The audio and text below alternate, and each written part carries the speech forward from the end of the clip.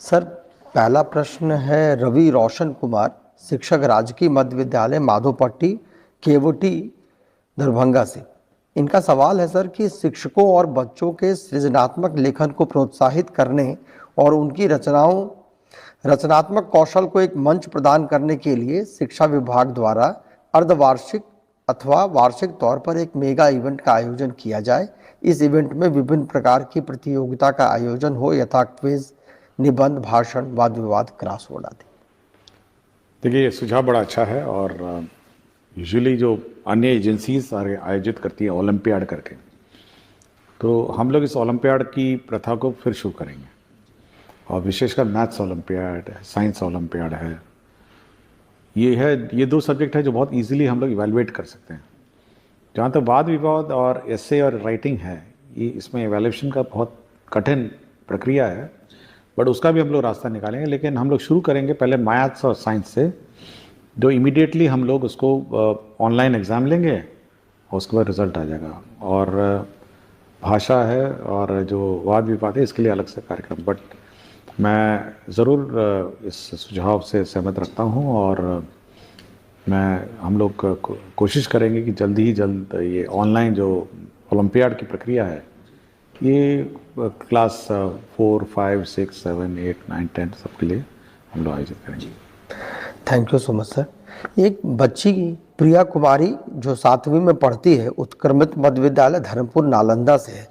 इसने सवाल पूछा है सर कि स्कूल का संचालन फुल डे है, जिसके कारण यूनिफॉर्म की सफाई, स्कूल बैग, जूतों की सफाई एवं बाल और नाखून की कटाई का पर्याप्त समय नहीं मिल पाता है, जिसके कारण कभी कभी गंदा यूनिफॉर्म या नहीं सूखने के कारण गीला यूनिफॉर्म ही पहनकर स्कूल जाना पड़ता है।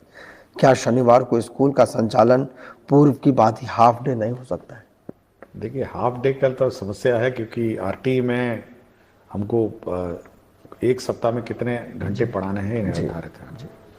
और यदि बच्ची को ये समस्या है, ये समझता हूँ कि जब भी मैं किसी विद्यालय में जाता हूँ तो बच्चा बोलता है कि मैं पूछता हूँ कि क्यों यूनिफॉर्म नहीं, सर वो गीला हो गया, पीछने के लिए डाल दी जी।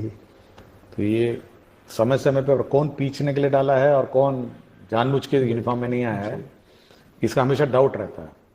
तो अगर धोने का ही समस्या है, पीछने का ही समस्या है, तो हम शनिवार को कम से कम एक दिन नॉन यूनिफॉर्म डे रख सकते हैं। हेड मास्टर ये अपने स्तर पर ये डिसाइड कर सकते हैं कि शनिवार को नॉन यूनिफॉर्म डे रखें, जब बच्चे की माता या सब लोग अपना कपड़े धुलाएंगे और 2 दिन में तो सूख जाएगा, प्रेस भी हो जाएगा, और मंडे को फिर 5 दिन यूनिफॉर्म रखेंगे।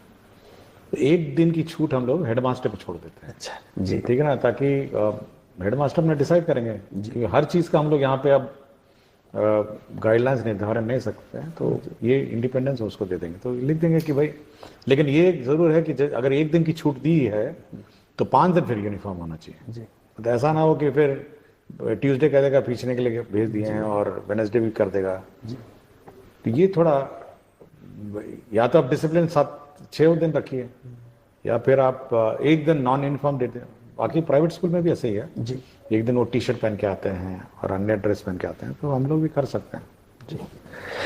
एक सुरभि सिंह है, इनका सवाल है, क्या केंद्रीय विद्यालय और निजी विद्यालयों की तरह बिहार के सरकारी विद्यालयों में भी दिसंबर जनवरी महीने में बच्चों और शिक्षकों को ठंड की छुट्टी दी जाएगी? देखिए, इस बार हम लोग समर वेकेशन का टाइम निर्धारित कर देंगे और बिल्कुल स्पष्ट डेट से, मतलब इस तारीख से इस तारीख तक हम लोग दिसंबर में निर्धारित कर देंगे, ताकि सभी जो भी टीचर हैं अपना समर वेकेशन प्लान कर सकें पूर्व से जी। उस दिन उस पीरियड में कोई क्लासेस नहीं चलेंगे जैसे पूर्व में चलती थी, और पूरी छुट्टी रहेगी उस समर वेकेशन में। टीचर अपना जाएं, घूमें, यहाँ जाना जाएं। बहुत सारे टीचर्स अन्य राज्यों से भी आए हुए तो अपने घर जाएंगे जी। और समर वेकेशन के पूर्व केवल इतना ही हम लोग टीचरों से अनुरोध करेंगे कि समर वेकेशन में आप बच्चों को होमवर्क देंगे, समर होमवर्क देंगे और प्रोजेक्ट वर्क देंगे जी। जैसे प्राइवेट स्कूल में होता है ना कि आप एल्बम बना के लाइए, अपने गांव में कौन कौन पत्ते हैं, कौन कौन फूल हैं जी, या कौन कौन जानवर के चित्र हैं, तो ये कुछ होमवर्क जो है जी, वो आप समर वेकेशन में देंगे, लेकिन क्लासेस नहीं होंगी जी।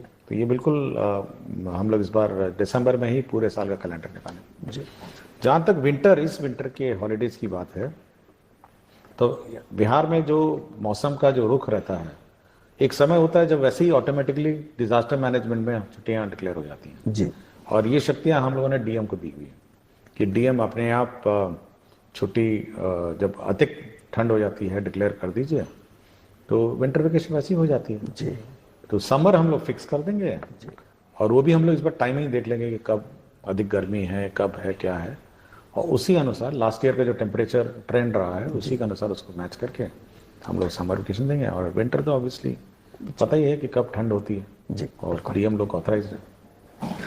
Thank you sir. एक बीपीएससी की टीआरई 1 की शिक्षिका है ऋतु राज, प्राथमिक विद्यालय 5 गाछी टेढ़ागाछ किशनगंज से। इनका सवाल है कि शिक्षा को रुचिपूर्ण और बहुआयामी बनाने के लिए स्कूलों में स्मार्ट कार्ड, स्मार्ट बोर्ड या प्रोजेक्टर उपलब्ध करवाने के बारे में भविष्य का क्या प्रावधान हो सकता है।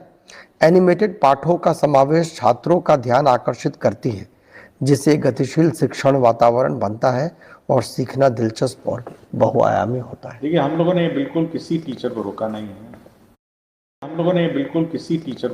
है, आप 42 इंच का टीवी खरीद लीजिए और अपना क्लास चलाइए। जी और जो सरकार जो शिक्षा का कोष उनका है, जो राशि है विकास मद है, आप खरीद लीजिए, मना नहीं किया। बाजार में अपना लोकल में जाइए, टीवी खरीद लीजिए, यूएसबी पेन ड्राइव लगाइए, क्लास चला लीजिए। तो ये हम लोगों ने किसी को नहीं रोका। तो जिसको जहाँ जगह मिले, टीवी लगाना हो, प्रोजेक्टर खरीदना, अपना खरीद लेना। तो 50,000 से नीचे आता है टीवी जी, बड़ा बड़ा टीवी आता है, गांव में मिलता ही है, सब घरों में टीवी है। तो ये हेडमास्टर पर निर्भर है और स्कूल का मैनेजमेंट पर निर्भर है कि वो कैसे संचालन करे। बिल्कुल, हम लोगों ने किसी प्रकार का कोई रोक नहीं लगाया है। और जहाँ तक राज्य स्तर की बात है, हाँ, हम लोग कोशिश कर रहे हैं कि सब जगह स्मार्ट क्लासेस लगे, स्मार्ट बोर्ड लगे, बट मल्टीमीडिया टीचिंग जो टीवी के माध्यम से होती है वो तो खुद ही कर सकते हैं। जी। एक प्रेम प्रकाश मिश्रा जी हैं, अध्यापक टीआरई 1 के हैं, उर्दू प्राथमिक विद्यालय मदनपुर औरंगाबाद में है।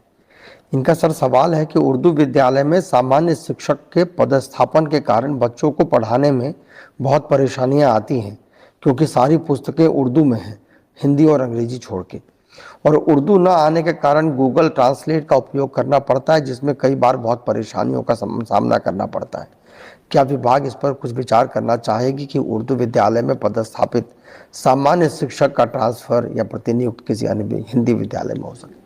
देखिए, उर्दू विद्यालय में जैसे कि खुद ही कह रहे हैं कि सब सब्जेक्ट्स उर्दू नहीं है, कुछ हिंदी और इंग्लिश है और कंप्यूटर भी है। जी, तो जो सब्जेक्ट्स इनके उर्दू से संबंधित नहीं है वो तो पढ़ा ही सकते हैं जी। लेकिन एक बार रिव्यू कर लेंगे कि कितने उर्दू टीचर हैं, कितने ये हैं, हिंदी टीचर उर्दू स्कूल्स में हैं।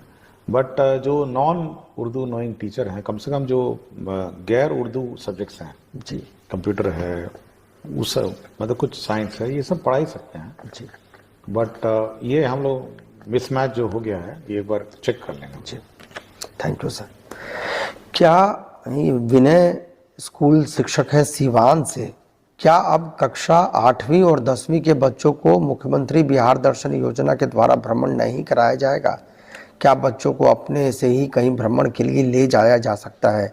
यदि हाँ, तो इसके लिए क्या करना होगा? देखिए, ये कंपलसरी है। हर साल हम लोगों ने जो योजना मुख्यमंत्री परिभ्रमण योजना है, ये सभी के लिए लागू है और सभी को ही करना है। जी, तो जो स्कूल छूट गए हैं, जिन जिनका नहीं हुआ है, उनका हम लोग करा देंगे। जी, जी, और परिभ्रमण में हम लोगों ने बहुत ही क्लियर कहा है कि आपका पटना म्यूजियम है, बिहार म्यूजियम है, जी, और जितने भी हमारे बिहार के दर्शनीय स्थल हैं वहाँ बच्चों को ले जाएंगे और बच्चों का भ्रमण कराएंगे। तो जो स्कूल छूट गए हैं वो हम लोग कंप्लीट करवा देंगे।